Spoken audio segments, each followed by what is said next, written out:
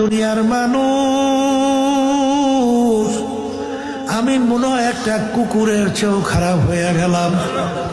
হুজুর, আপনি কুকুরের চেয়ে কিভাবে খারাপ হইলেন? বলে, অনেকে তোমরা বাড়িতে কুকুর পালো, কুকুরকে আমরা কোনো ভালো জিনিসের ভাগ দেই না। গোশত খাই, হাড্ডি বাহিরে ফালাই, মাছ খাই, কাটা বাহিরে ফালাই। কুকুর হাড্ডি কাটা খাইয়া নিজের জীবনকে বাঁচায়। রাত্রে যখন মালিক নাকটাই না ঘুমায়, কুকুর কিন্তু ঘুমায় না।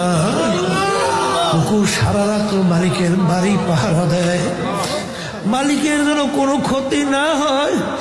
দেখবাম ভোরবেলা মালিকের কুকুরের চক্ষু লাল হইয়া যায়, সারা রাত্র কুকুর ঘুমাইতে পারে নাই। ওই সময় যদি মালিক কুকুরকে লাথি মারে, উচিত ছিল কুকুর মালিককে কামড় দেওয়া। ওরে নেমুখ হারাম, আমি তোর কোনো ভালো জিনিসের ভাগ নেই নাই। হাড্ডি কাটা খাইয়া বাড়িও পরিষ্কার করলাম, জীবনকেও বাঁচাইলাম।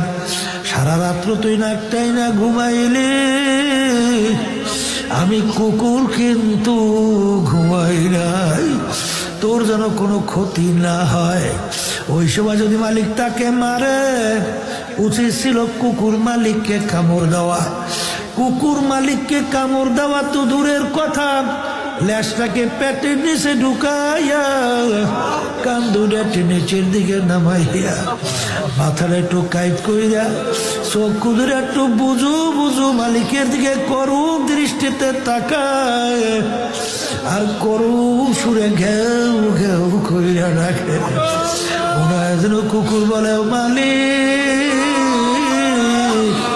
ও আমার মালিক, তুমি আমাকে মাইরো না, তুমি আমাকে মাফ করে না। আশরাফ আলী হাকিমুল উম্মাত থানভী রহমাতুল্লাহি আলাইহি বলে, ওরে দুনিয়ার মানুষ, কুকুরটাও মালিক চিনল, আর তুমি আর আমি মানুষ হইয়া আমার মালিককে চিনলাম না। এই যে আমার বাজানদেরকে বলবো, পর্দা আলীর মা বোনদেরকে বলবো, আল্লাহ আল্লাহ। দুনিয়াদার পাগল আমার বাবারা, পর্দার আড়ালের আমার মা বোনেরা, কোন পীরের পিছনে পড়লাম, কোন দলের পিছনে পড়লাম, কোন নেতা নেত্রীর পিছনে পড়লাম? বাজার, তোমার কবরে তুমি যাবা, আমার কবরে আমি যাব। কোন দুনিয়ার পিছনে পড়লা রে পাগল? দুনিয়া সম্পর্কে মাঝে মাঝে একটু মুরাকাবা করো, হাকিক আছে তো দুনিয়া খবর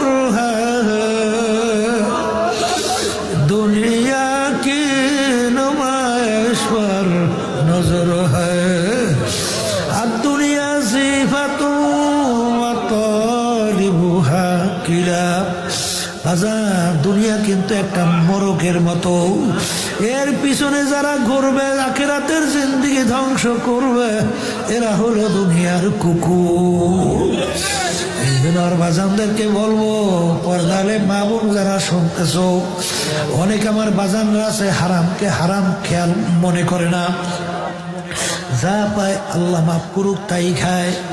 ঘুষকে ঘুষ মনে করে না, সুদকে সুদ মনে করে না, পরের মাল ঠগাইয়া নিজের সম্পদ জমি বাড়াইতে চিন্তাও করে না।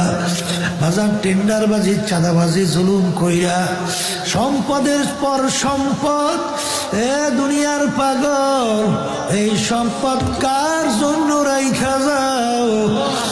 মাঝে মাঝে নিরিবিলি একটু চক্ষু বন্ধ করো, মুরাকাবা করো, যাদের জন্য রাইখা যাও, এরা যদি দিনদার আল্লাহ ওয়ালা না হয়, তুমি যখন দুনিয়ার থেকে বিদায় নিয়ে কবরে থাকবো, ওরা তো একদিন তোমার কবরের পাশে যাইয়া দুই হাত মালিকের দরবারে তুইলা, দুই চোখের পানি ছাইরা মালিকের দরবারে তো ডাক দিবে না রে মালিক, রব্বির হামহুমা কামা রব্বায়ানি সগীরা।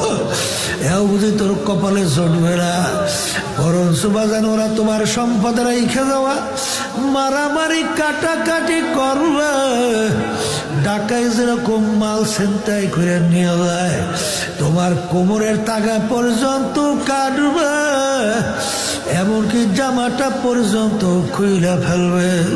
বাজান ফরিদপুর গেছিলাম, শুনতেছিলাম বাজান এক বড় ধনী মানুষ মারা যাওয়ার পরে বাজান যত অন্ধকার হয়ে আসতেছে, ঘর থেকে ডাক দিয়া বলে তাকে রাত্রে ঘরে রাখা যাবে না, ছোট ছোট বাচ্চারা মরার লাশ দেখলে ভয় পাই। মসজিদের ভিতর থেকে খাট বের কইরা খাটের ভিতরে উঠাইয়া সারা রাত্র মসজিদের বারান্দায় নিয়ে ফালাইয়া রাখছে।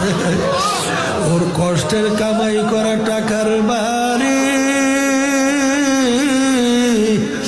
ওকে জায়গা দেয় না। হাসাও ফাতার ইদিন কাশাফাল গুবার আফরাসুল তাহতার জল কাম হেমারো। হে দুনিয়াদার পাগল আমার বাবারা, চক্ষু খোলা দুনিয়া কত চাকচিক্য আমরা দেখতেছি। ওই দিন রাত্রির জন্য অপেক্ষায় থাকো, যেদিন তোমার বাড়ির দরজা আজরাইল আলাইহিস সালাতু ওয়াস সালাম আসবে, আইসা যখন সিটি বাজাবে বাজান, যত ডাক্তার কবিরা চেষ্টা করুক না কেন, যত স্যালাইন পুশ করুক না কেন, যত ইনজেকশন পুশ করুক না কেন, বাজার রাখতে কিন্তু আর